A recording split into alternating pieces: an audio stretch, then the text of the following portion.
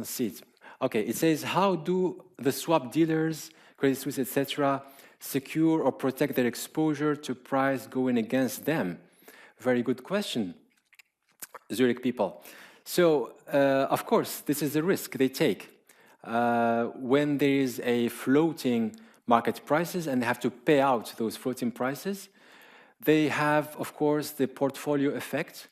If they have a large portfolio, you are at this time paying out floating prices to this counterparty, but also receiving floating price from another counterparty. So you are swap seller in this case, but also swap buyer in that case.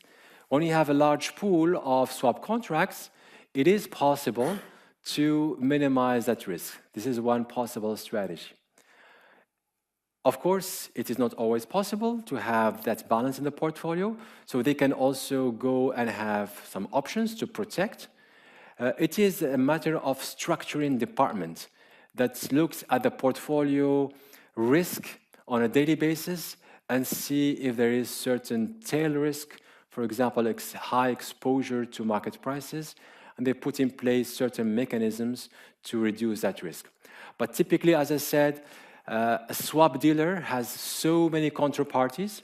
You know, a refinery only needs one hedge contract for the period to come. But a swap dealer has so many counterparties, and the more is the better for the portfolio because there is a portfolio effect where all those risks offset themselves. I hope I answered your question.